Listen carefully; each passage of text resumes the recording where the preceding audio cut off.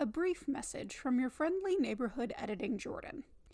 This is your content warning. We try to keep things PG-13 around here. However, certain among us have a proclivity towards foul language and foul humor. So viewer discretion is advised. This is your only warning. While we're at it, I should probably note that any opinions stated about a certain tabletop role-playing game are just that. Our opinions. We have been longtime fans and players of the game, and so we have a vested interest in how game mechanics work, and as a hobby in our group, we enjoy yelling at each other over rules interpretations. So everything that we say is all in good fun. With that in mind, however, I will still ask, Wizards, please hire us. Well, with that out of the way, enjoy the show. Yeah. Yep, you get a countdown, no robot lady. Yeah. Speaking of robot lady.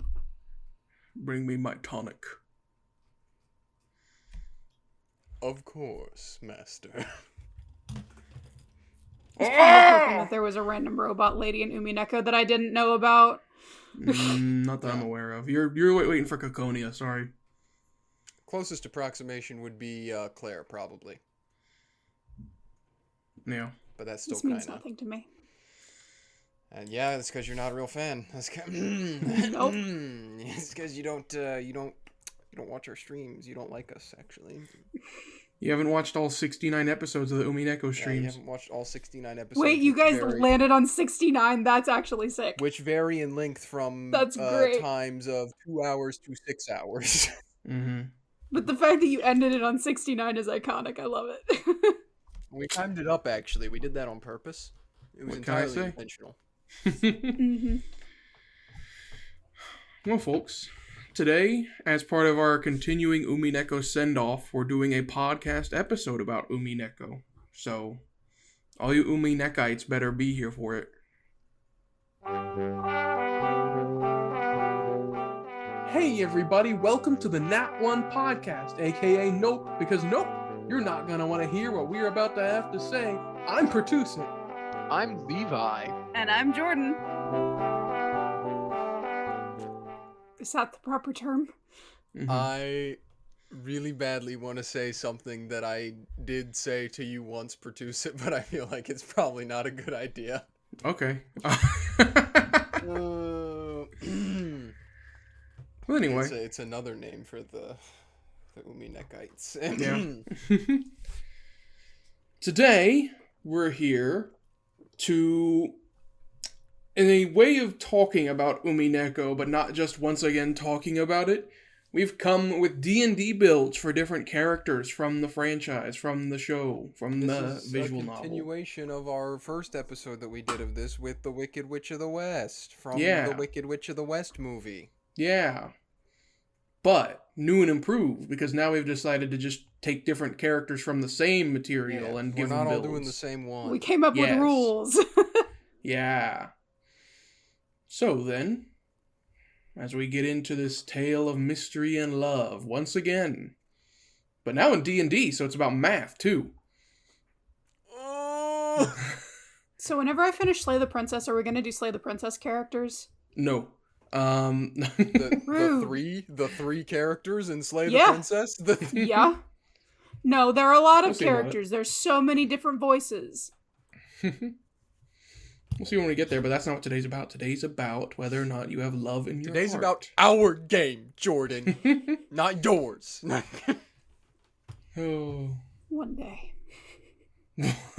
That sounds much more ominous than I think you know. That was the intention. Okay. In any case. So, I don't know where else to go. I guess if you are from here and without the Umineko context, Jordan, you want to tell them what it's about? Bunch of people get murdered. It's obviously by magic. One dude doesn't believe it's by magic, and then they fight about it. Yeah. There's also family fortune involved. That's a good enough starter, I think, yeah. And you can't know what got me into it. You can't know the rest of the details until you've read it all. Well, because you don't have love yet. Yeah. Gotta get that. It didn't come free with your Xbox. It doesn't come free with your Umineko purchase. You have to play the game to get it. and hopefully get it, because some of you I know don't get it. Some people don't get it. Some people don't get it, and they pick the wrong ending. But you know. In any case, so who wants to go first with their Umineko character build? I think that I don't know how much crossover there is between our Umineko audience and our podcast listeners, but I think Jordan should go last because I want to see what the juxtaposition is between the two people who have played the game and the one person that hasn't here. Okay. And watched like 6 episodes of the anime. Thank you very much. Darn right. Okay then, Levi, which one of us is going first? I suppose since I was battler, that means I have to go first. Yeah. Alright. Well, it would have been easy, for those of you who have watched our Umineko playthrough, for me to pick, like, battler. Or, it would have been easy for me to pick anyone that I played in there, but I didn't. I didn't do that. Instead, I picked Kanon-kun, who, for those of you who are unaccustomed to the tale, is a servant boy who works for the Ushiromiya family. He's very... The way we portrayed him, but I do think it is also the way he's kind of written. He's kind of kudere. That's kind of like what he's initially portrayed as. He doesn't show his emotions very much. Very ice cold. Very mysterious. But as the story goes on, a lot more is extrapolated about his character. But there are some cool things that Kanon gets to do. He has a lot of cool fight scenes in Umineko, where he gets to show off his prowess with his blade. He has a cool arm sword that he does. He has a little thing he does, and then he does this in the game, and then it comes out. It like comes out of his wrist. It's cool. So I was thinking, I was like, well, obviously he has to probably be something martial, right? Because in the entire game, he's portrayed as basically being like a swordsman whenever he has these fights. So he's got to be something martial. Maybe a little bit of magic something, but I figured that would have to be like his subclass if I went that far with it. So that narrowed down my options a little bit. So I picked fighter for him. I was torn between fighter and rogue, but I thought fighter was more fitting. Just because it felt more, you know what, let me go into the actual, it felt more fitting just because he's not like super sneaky or anything. I mean, he is sneaky, but that's like a passive thing in the visual novel. They just, like, they mention all the time that he like just walks around really silently, but it's not like he's intending to be sneaky. It's just that like he is. So I figured like the archetype for the rogue wasn't quite 100% fitting in with how he acted. So I went for fighter. For his proficiencies, I gave him initially, based off of the class, I gave him acrobatics and perception. Acrobatics just because I felt that was quite obvious with his fight scenes. He's a pretty agile individual. And also after playing the Umineko fighting game as well, that colored some of my experience with how I was going to build him too. Perception, I feel like everyone in Umineko is kind of perceptive at times, except for maybe Battler. In theory, he did catch the culprit in the first game in the boiler room. He was like, I saw them, and then he ran down and chased them. Yes, he chased them and confronted them. Yeah. And then died. So, there is evidence to support he's perceptive. Yes. For his fighting style, I picked dueling, because that is obvious. There's a very big scene with him where he duels the Seven Sisters of Purgatory in one of the episodes.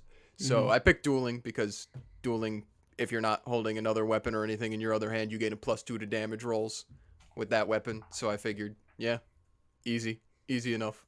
He always is only depicted with the one sword. He never has anything in his other hand. So, and he's got his fighter stuff, second wind action surge. And then for his subclass, I was torn on this. Yeah. Because like I said earlier, I wasn't sure if his subclass should be something that's like, oh, there's a little bit of magic involved. or if I should just go for something that I thought like was more fitting to what he does in the combat that we see him in. And eventually I came to the conclusion of the latter.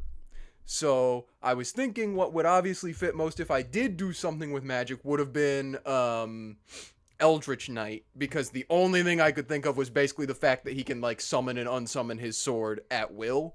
Mm-hmm. But that's like the only thing pretty much that would have fit in with that, because I don't think we ever see Kenon like doing spells or anything or magic like that. It's always just his sword. That's like the only magic thing really.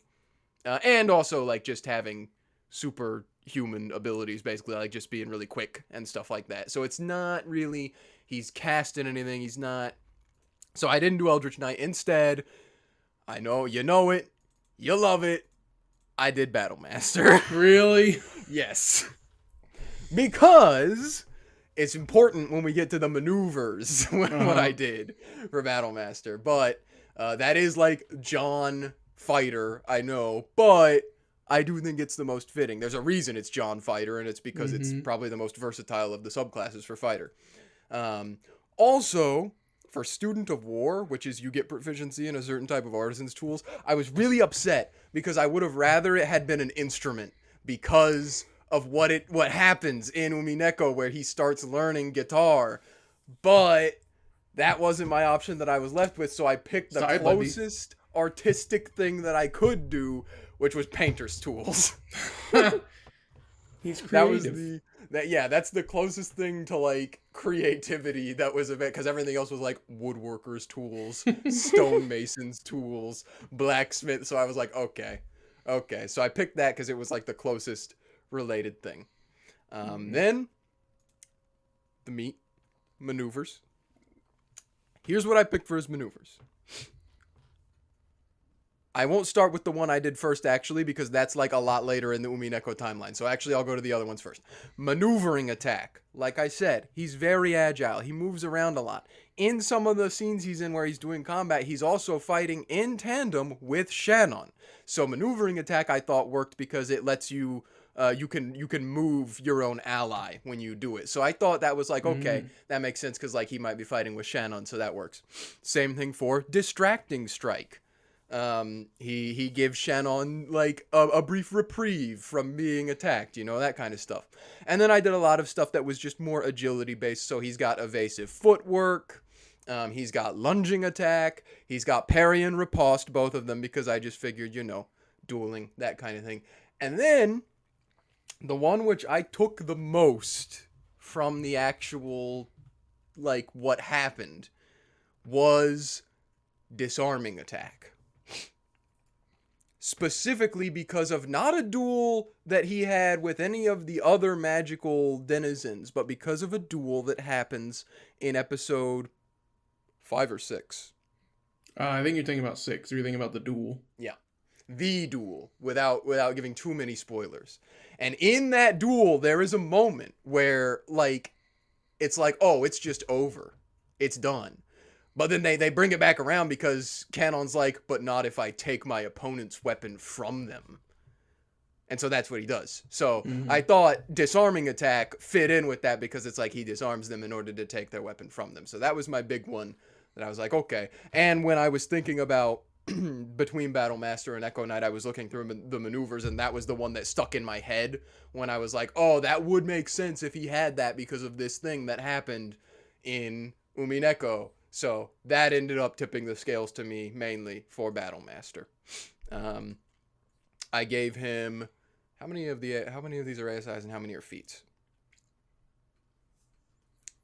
I gave him. Shouldn't you have? Yeah. Okay, I gave him 2 ASIs and 1 feat from his 3 that he gets because he's a fighter. First ASI, I increase his dex and con because he's pretty dexterous. And I also feel like he's kind of durable from what we've seen in the fights that he was in. He takes a beating from time to time. So I thought con and dex were probably his main 2 stats that should be highest. Then for his other ASI, I gave him Dex and Strength, just because Con was kind of high at that point. So I was like, yeah, he's not weak by any means, so I'll up his Strength a little bit too. And then for his feat, I gave him Slasher, which is just, you do more slashing damage when you slash things. So I thought that was like a good, because he slashes. Yeah. So, okay. What? Now we're done with the class stuff. So now I got the background stuff. Yeah. What species did you give him? Or race? The race, I gave him a custom origin. Because I found it very difficult to try to make him the thing that he constantly says he is. Yeah, what? Based off of a non-custom origin. So I gave him a custom origin. He's furniture. In all technicality, he would probably be human in D&D terms, but he's furniture. He's not human. He's furniture. But the background gave me a lot of trouble. I was having trouble with the background. Because a really easy one would have been like servant. There's no servant background. There's no servant. There's no butler. There's no like anything close to what. So I had to look. I clicked on each background and read them out individually to see which one would fit. And I came to the conclusion after doing all of that Faceless fit canon the best, in my opinion.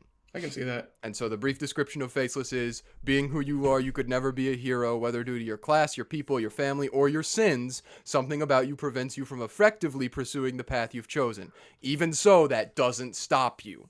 You've left your old face behind, taking on a new persona and becoming something more. Which I honestly think is almost like kind of a perfect descriptor for canon.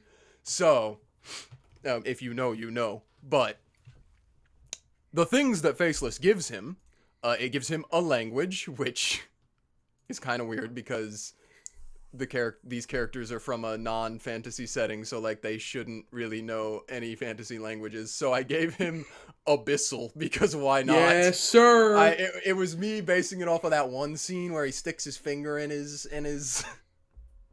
he has a wound and he pokes his finger in there, and that was really creepy and like it was evil looking. So I was like, okay, I'll give him like Abyssal.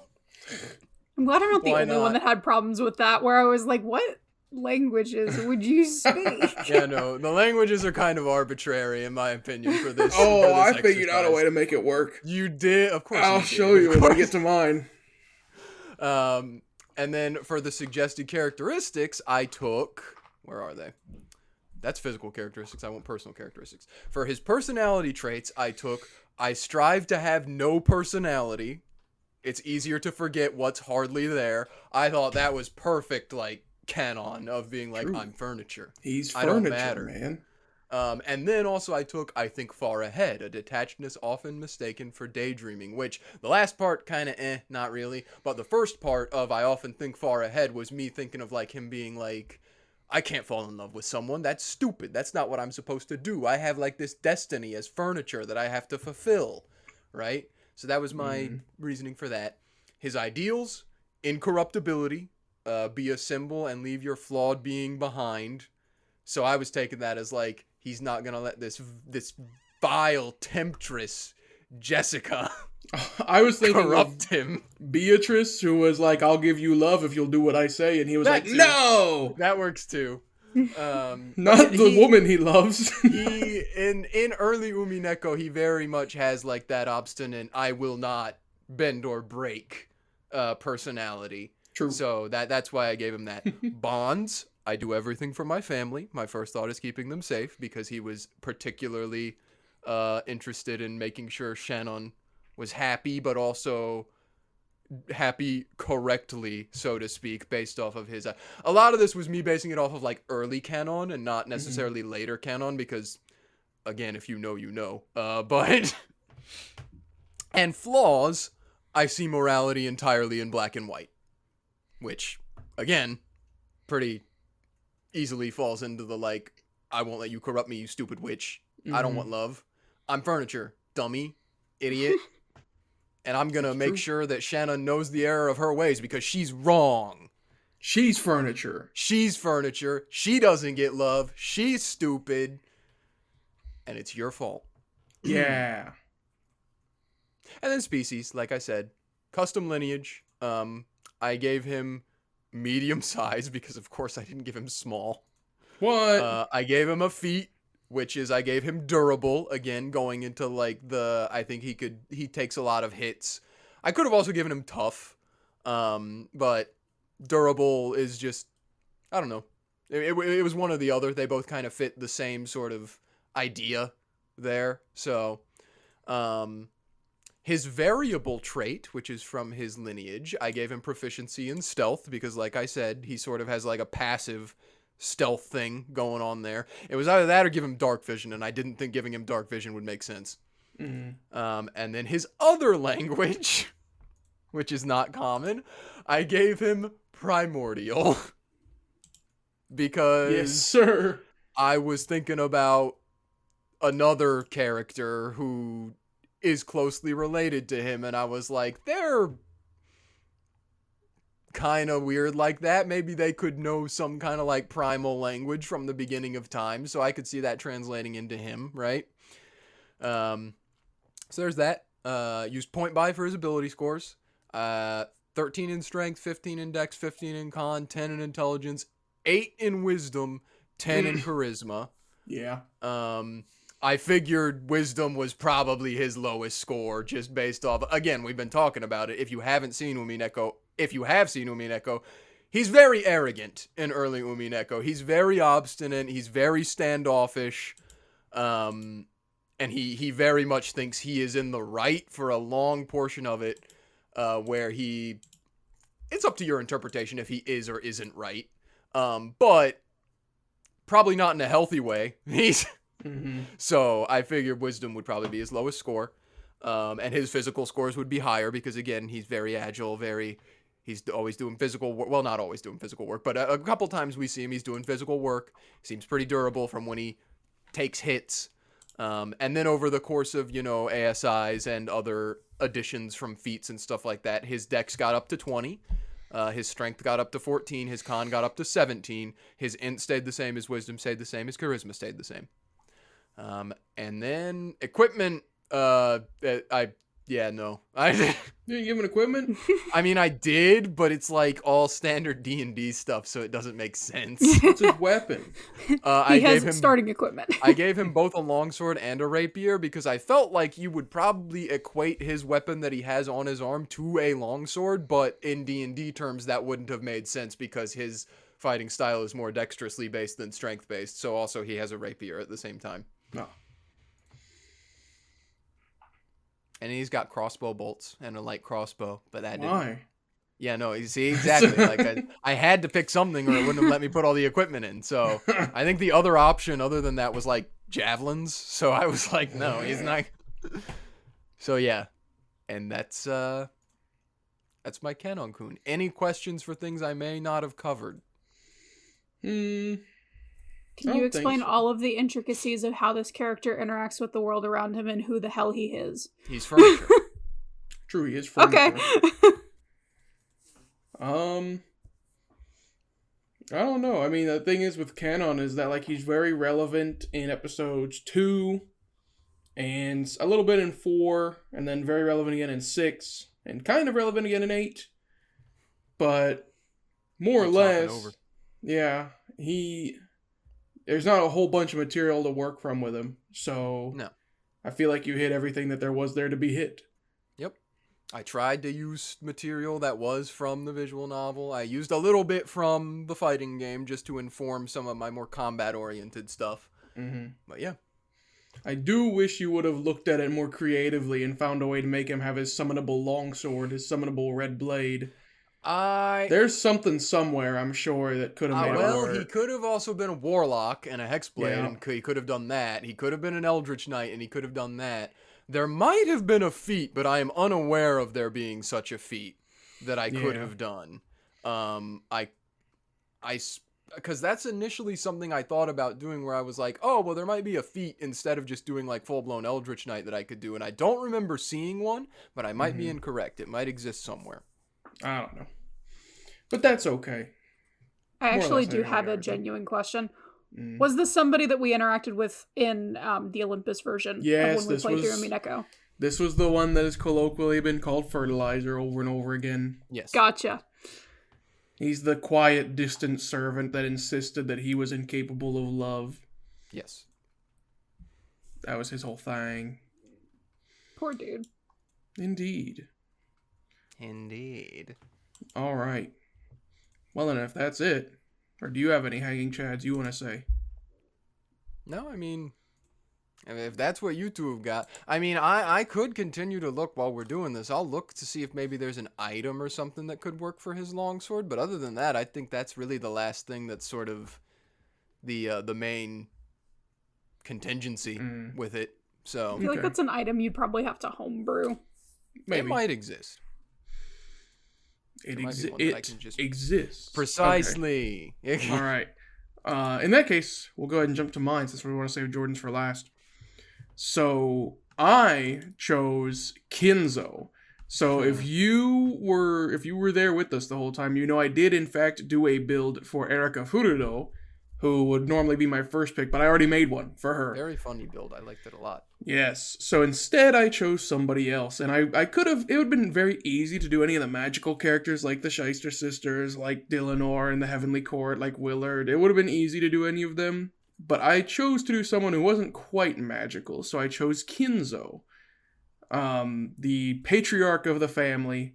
The old, grumpy old man who brought them all their wealth, but made a deal with a golden witch, and now is gone senile and screams in his secluded room in the top of the Ushiromiya mansion on Rokenjima.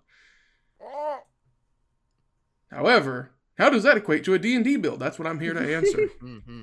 So, now this is going to be an interesting one. I think you'll think it's interesting as we go along here. So, where to start with Kinzo? I guess start with his class. His first level and his first 3 levels, I guess we should have established earlier. We're doing the first 10 levels of the character. Like, we do it up to 10. That's the bar. We did that before, too. Anyway. His first 3 levels are fighter. And you might be like, what? Why? He's an old man. He's an old fart. He can't move around. Well, the answer for why I chose fighter can be revealed in his subclass that I chose, which I broke our rules a little bit because I did use some partnered content for it. But I used Critical Role, so I feel like I didn't change much because I made him a gunslinger. Yeah, that makes sense. The reason I made him a gunslinger is not only because he has a large collection of guns on Rokenjima, which at first I was like, oh, well, just because he has a collection doesn't mean he's good at them. And then I was like, oh, I remember there was a line where he said that he taught gun shooting to his favorites. Yes. And he has several children. Some children are better than others at shooting. So yeah. So he does know how to use them. And then that even aside, there's even more information we can draw upon, such as the fact that he served in World War II. Yes. So he must be somewhat proficient with firearms. However, at least a little bit. Yeah. Especially if you see what happens in episode 7, he's definitely relatively proficient. But in any case, then from there it splits off though, and I made a multi-class. Unsurprising probably. Because I feel like after the events of what happens in episode 7, he kind of swears off the whole fighter thing, right? Like that's no longer his deal. He's not a gunslinger anymore. And I thought about it because like his whole thing is he's in that study. He studies dark arts. He studies old occult things. And at first I was like, oh, warlock with his patron being a witch, an archfey. And I was like, well, no, that's not quite right either. Especially if you know the truth of why, like his patron in that case. So I was like, it's more apt that he would be a wizard because all of his stuff comes from studying. Mm-hmm. It's even emphasized at one point that it's all he has come from has nothing to do with any innate power whatsoever, but purely through his own willpower of studying and learning this stuff. So his remaining 7 levels are all in wizard, School of Illusion, which I feel like surprises nobody. Yeah. Now, let me see what else I can tell you about for him. That's his class stuff broken down. His fighting style from fighter was archery, and the only reason I chose that is it says you gain a +2 bonus to attack rolls you make with ranged weapons. It doesn't say it has to be bow and arrow. So I was like, well, that's the gun.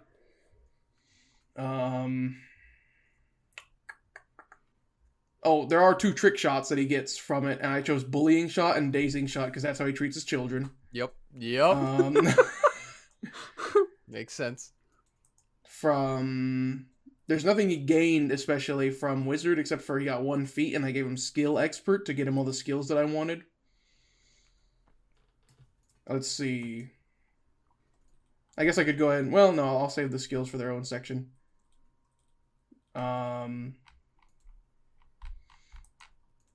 So I think that's all there is about that. We'll go to spells as well in a separate section. But next up, his species. Now, this one was a little tough, because at first I was like, well, it would just be a variant human or a human, right? But then I was like, well, knowing what we know about him, especially at the time of episode 4, I chose to make him a reborn. Yeah. Which, let me read you the text for it real quick. It says, death isn't always the end. The reborn exemplify this, being individuals who have died, yet somehow still live. That's all I have to say. So, I chose Kinzo to be a reborn. For that reason and that reason alone, nothing about what he receives from his race/species is pertinent. Because it also says he has a deathless nature, which gives him advantage on death saving throws. He doesn't need to eat, drink, or breathe, which I guess kind of still makes sense. Yeah. And he has advantage against disease and being poisoned and resistance to poison damage, which does make sense considering how much he drinks absinthe. Absinthe. And then it says you don't need to sleep and magic can't put you to sleep, which also makes sense. But yeah. In any case. So that's the species section. And then I'll go ahead and give you... Let's go with the background next. The background I chose for him, which also I think makes complete sense, was a gambler.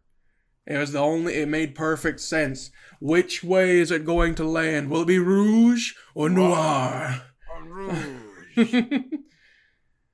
Or the other one where the house wins all.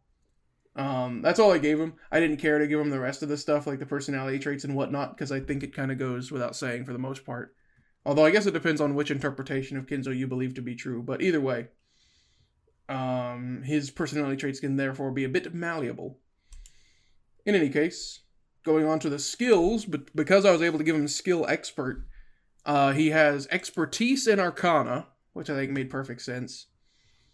Which was also the only way I could get him expertise was through skill expert. And then he has proficiency in deception, history, insight, intimidation, again, his children, religion, and survival. Survival I chose because of episode 7, what we learned about him. And then obviously he built that chapel, so religion I feel like makes sense. Intimidation, that one actually was for his children. Insight I chose because of his success prior to most of the events of Umineko, because it was revealed that he was actually quite a good businessman. So I thought insight made sense for him. So too did deception. And then history and arcana and religion really all come from his studies. And then, so now we move on to the spells. I gave him Acid Splash. In my eyes, that was the absinthe. The absinthe, yeah. I gave him Light, just because I figured it wouldn't be too hard for him to have a torch or a flashlight. Or if you're British, a torch. Torch. I gave him Mage Hand, so that way he could manipulate things at a distance, like a piece of receipt paper. I gave him Minor Illusion, so that way he could guide people to a certain signpost they want to see. And I gave him Prestidigitation, so that way he could, like, flitter his cape and make the windows blow open. Yep. Beatrice! Not thaumaturgy?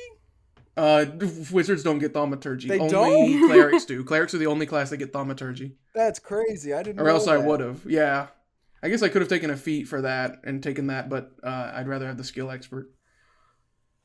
First level spells, I gave him Alarm, and that's like his room, right? If someone gets into his room, he knows it, because you can see the whole room around. Comprehend Languages, again for his studies. Detect Magic, from or for his studies. Identify, from and for his studies. Snare, if somebody happens to touch the doorknob on his study, they'll burn. Arcane Lock, no one can open his study as soon as the door shuts. Unless they have a key. Glyph of Warding, same idea as before. If somebody comes into a study he doesn't want to, they're going to get shocked. Summon lesser demons, that's called the Shyster Core. Yeah. Dimension Door, that's how you get out of a 3rd-story building easily without dying. Yeah. Locate Creature, trying to find the witch over and over again. Except she's not on the same plane of existence as him. True. In so many ways. So true. Summon Greater Demon, that's Ronove, that's Gap. Yep. That's yep. Vergilia. So yeah, all my spells I feel like made sense, especially if you look at episode 4 and you take that all literally. And then let me think what else I got for you. He has no armor, so his armor class is 9. Wow. Oh, I guess I should give you a stat array. Strength 10, so even his firearm shooting is exactly average. Dexterity is a 9. Firearms do strength? Yeah. That's weird. Oh no, they do dex. I lost something. I lost a point somewhere. Okay, it used to be 10. Anyway. Constitution is at a 12, and that's because he can drink the absinthe. And then the meat of his stats, which I use standard array for this as well. He has a 15 in intelligence, and he has a 14 in wisdom, and a 13 in charisma. So his int and his wisdom are his highest. Charisma close behind. I think that's fitting. Yep. Charisma, again, largely because either through his intimidation or through his ability to deceive and manipulate his business partners. One set of things that he got for proficiencies, let's see, from being a gambler, he got Dragon Chest set. Again, I think makes sense. Yes, yep. Languages, obviously, he has common to start with. Yep. He has Infernal to speak with devils and demons. And then he has Sylvan to speak with witches. Okay. And I think that's it. Inventory, the only thing I gave him was a hunting rifle. There you go. I don't think he needs anything. I mean, I guess I could have made custom items where he has like the headmaster, or not the headmaster, he has the ring, the head of the family ring. Cloak of Billowing, I guess. Cloak of Billowing would have been good for him. But I feel like that's all that he needed. So that's my Kinzo. Good luck playing him in an actual like D&D world, independent of his family and stuff. Did you do like the personality traits? No, I skipped it because it depends on your interpretation of Kinzo. True. If you see him as how he's presented in episode 8, he's going to be very different than how he is if he's presented in a different episode, like 4. Very true. Okay. I think that's pretty spot on, honestly. I mean, at least up to level 10.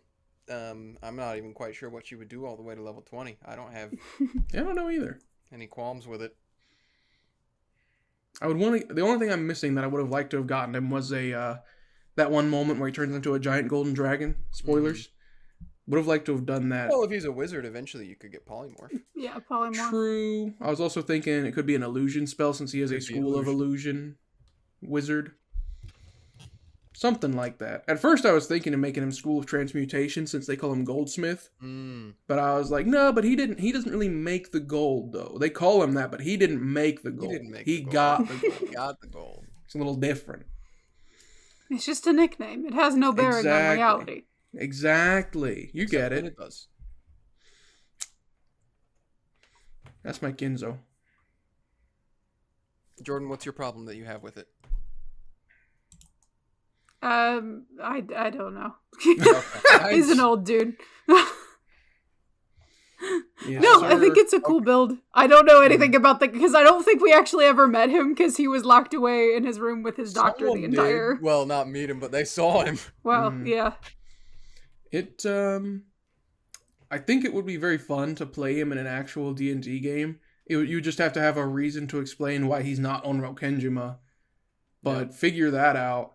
And it would be really funny to throw him in a group. Our one shot with our Umineko characters. Oh, I think God. Can you imagine so like bad. imagine our group that we have now and either take out my character and replace him with Kinzo or just add Kinzo in there. Can you imagine what it would be like to have this guy in there ranting and raving about looking for the witch at night, I can't drinking imagine. absinthe. It'd be so funny to throw him in with a normal D&D group. I think It'd be Medley such a good would've- time. I can't say that on YouTube. I can't. He's...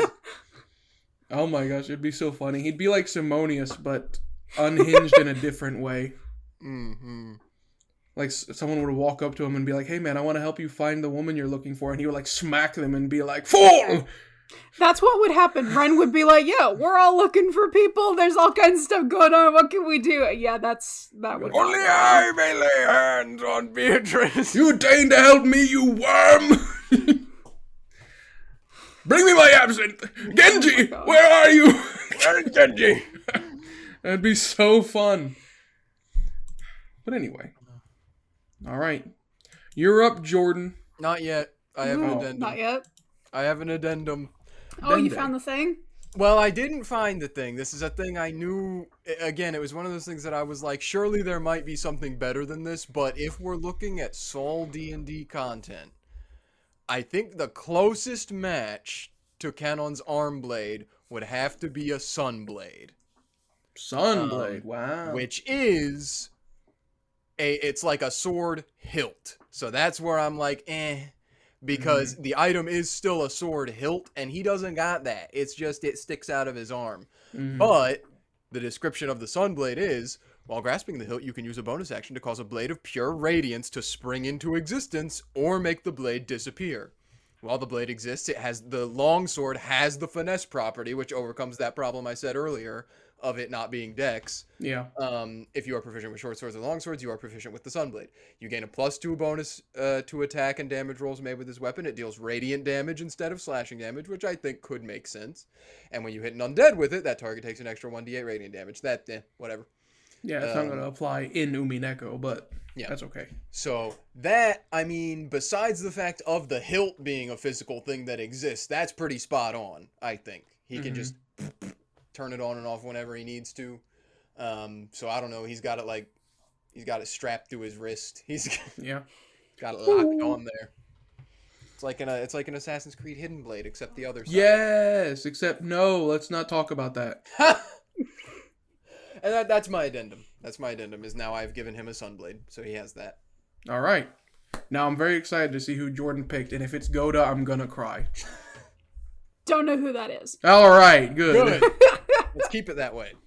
No, okay. So I said before we started recording, I picked this character purely on vibes from when we played part of Umineko in D&D, and I picked her because I think she's a massive bitch and I have personal It's beef with her. Ava! Both Pertuset and I immediately knowing who it was. Oh.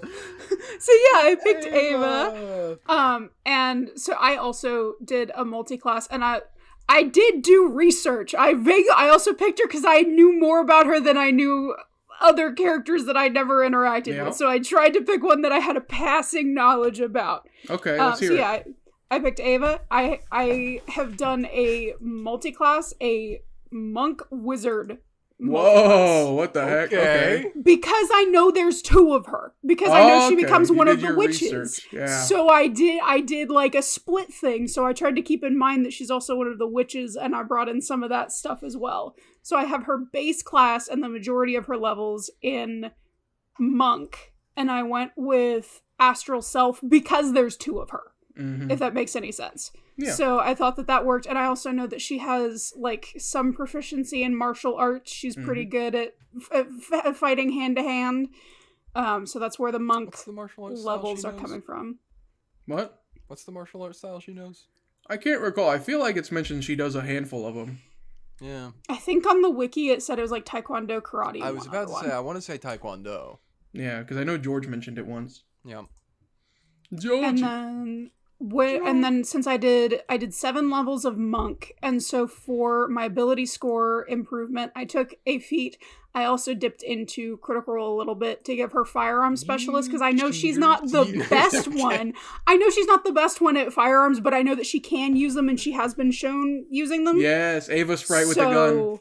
So yeah, I also took the firearms specialist, so she has proficiency in firearms. And then I gave her 3 levels of wizard. I made her a conjuration wizard because I know that she can summon I think it's the shysters. I don't know if that's correct or not. And there are a couple other ones that she can summon as well.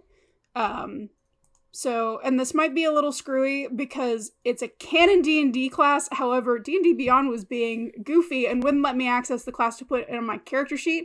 So I had to go grab somebody's rewrite of it from the homebrew forums and do that so I could use it on the character sheet. Mm-hmm. And so some conjuration spells that I was looking at were Contact Other Plane, Conjure Elemental, because I didn't know what to qualify the summons as, Hallucinatory Terrain, and Disguise Self, because I know that the witch version occasionally pops up as the not witch version.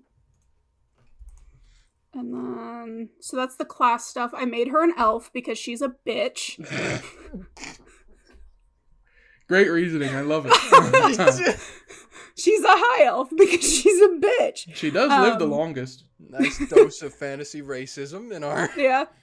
Well, she's a high elf, and I picked noble for the background, obviously. That makes sense. I gave her... Wait, what proficiencies did I give her? Hold on.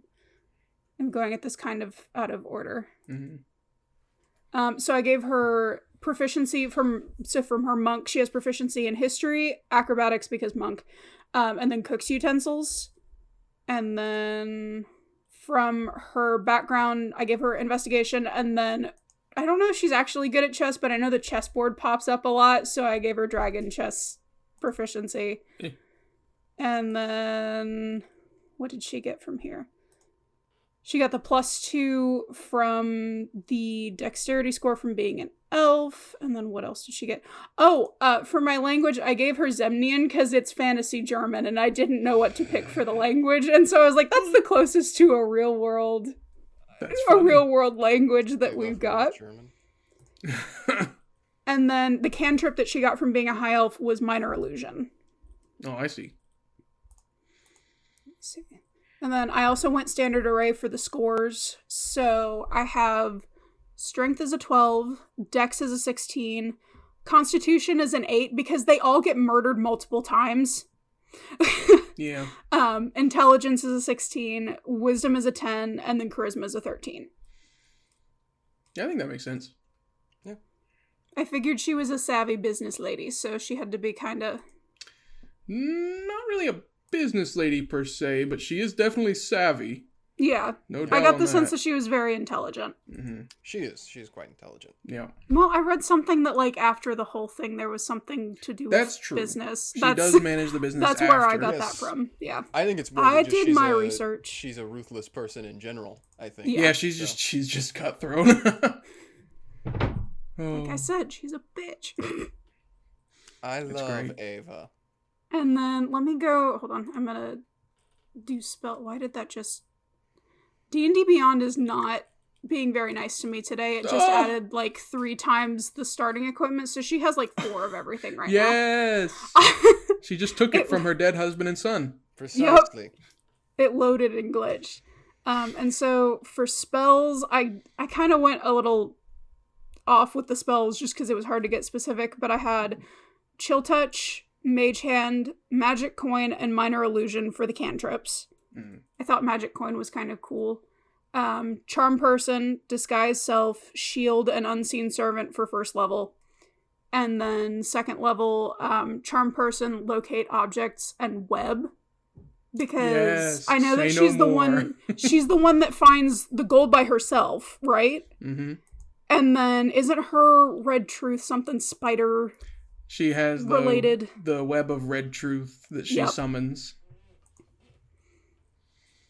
So yeah, that's what I got. I didn't do personality traits because I was like, the only thing that I know about her is my character trying to fight her multiple times when we played in D&D, and so I have no other. Oh, and I gave her chef's tools because I know she drops a cake on somebody. That's a really funny reason. I'll take it. I was wondering there was the whole thing where because she buried them in like desserts. I did see because that was the section that I watched of the anime. So yeah, that's... Indeed. I don't think I was too far off. No, not particularly, I don't think. I'm trying to think. I think Monk was very fitting for her. Oh yeah, no, Monk definitely, 100%. At least for the human side of her. Yeah. I'm trying to think what else. I like the spells picked. I like the locate object. That makes sense as well. Yep. Mm-hmm. And I That's like the very skills. She would be investigative. It was shown to be that way. That's Very also much so. why I put her. I think her intelligence and her dex are the same, but the score is actually higher for intelligence because doesn't she also figure she finds the gold, but she figures out the epitaph before everybody else too, at Yeah. least once. Yeah. Yep. Yes, she does. And then there was another thing that I was thinking of where she like your use of shield made me think a lot of the tea party in episode 7. How she miraculously True. doesn't die. Yeah. That made me think a lot about that. Because it's like, how else would she have beat that? I also think it's really funny that you gave her firearm proficiency, given what we know also happens in the tea party of episode 7. Yep. Because if she was proficient, then that was not an accident like she said it was. Yep. Oh, very funny. Mm-hmm. Well, all right. Once again, I think it would be very funny to throw her into a D&D group and then you just have to figure out her why. Is this post the events of Umineko? Is it pre? Do the True. events of Umineko not happen for her? What is she doing? Does she have her husband and son? Have they already passed on? Which Ava is it? Yeah. I'd be very curious to see. And how do you do the Ava Beatrice thing? That'd be another thing. It's like, how do you roleplay that? That would be fun. Because, like, in the episode, obviously, she says that she falls ill when Ava Beatrice is taking over, and she's like, I'm sick, I'm weak, I'm weak. I'm too weak. And then Ava Beatrice goes and does her things. And it's like, how would you roleplay that? I would be interested to see how you would do that. I was trying to figure out how to do that mechanic wise as to like because I was also looking at what is it, Hexblood as a possible Yeah. since there's the witch or hag influence, but like the witch influence. Yeah. I also thought about changeling just because of since you see the witch pretending to be the human a couple times, but I picked elf because she's a bitch. It is very interesting. I would like to see any of the Umineko characters in a D&D play. I just think it's fun, it's a challenge, but the more you can take the actual family members out of their setting and put them somewhere, they're such fleshed out characters. Yeah. Like, I love the characters we picked. I'm sad we didn't get Rosa. Rosa's another insanely in-depth one. That's the one that beats her young daughter, Jordan. Akahana. Yes. I think I wish we would have gotten Kraus. Kraus with his miracle punch. I don't know how you would have figured that out. Kraus is the eldest It's one brother. attack per day. Yeah, he's the inheritor. But I would have loved to have seen him. Not so he would be interesting. I just don't know what you would do. She would almost be like weird. 5e Purple Dragon Knight, where she just has diplomacy and stuff. But I would love to see anybody. Hideyoshi has to be a paladin, right? Because he's so pure of heart. Of course. Like, No, of course. Either that or like, I still don't know if like cleric would work, but like he'd have to be something that's like obligated to be a morally good character. yes, because he is. I love him. Best uncle. As well as seeing any of the fantastical characters would be awesome too. Like a Ronove build would be awesome. Or also by that same metric, any of the other servants. Like I would have loved to have seen a Shannon build, a The Genji fantastical build. characters just are a little bit easier to actually build for because they're fantastical. Yeah, Gap. So, Gap would be so easy. Just take all the teleportation spells. every Vortex single warp. teleportation variant. All of its vortex warp. Arcane The Shyster sisters I'd be interested because they're kind of a package deal, but still. Archer. Ew. That's and just Willard. wait. No, the Shyster sisters are just Kazuma. Oh my Yeah. god. That's their build. They have one shot that's really strong. True. I just really want to do the I don't even know what they call it. It's just like the golden arrow, right? Because they say they can like control it almost telepathically, so it doesn't even like have to like peter out and hit a point and stop. It'll just go back and forth and back and forth. That would require some homebrew, almost assuredly, but still. It's like the same mechanic as how like a Sphere of Annihilation works, but you could just make it for a projectile for a character. Oh, cool stuff. Umineko. A lot of people might not be like, yeah, throw that in the D&D. But it was proven at least once that somebody else thought about it. Yeah. Yep. Someone else thought about it. We called them. Not called them. We, I was going to say we called them out, but we didn't call them out. We shouted them out on our stream. They were there. They talked to us. It's very surprising still to me. We, the now 4 of us, are the Umineko D&D community. That's us. That's us. We exist. We're here. As Beatrice said, this is proof we exist and we were here. Even that aside, yeah, I would like to see characters like Battler, Beatrice. I think it would be impossible to do Barn Castell and Lambda Delta because they're godlike entities. Higher beings. Yeah, they're not player characters. They're higher entities. Another one that would be actually amazing to play, Anja. True. Pick her up right at when we first meet her, right? Like, she's on her hunt to find the truth. Yep. It'd be an excellent thing to play. Inquisitive rogue. No.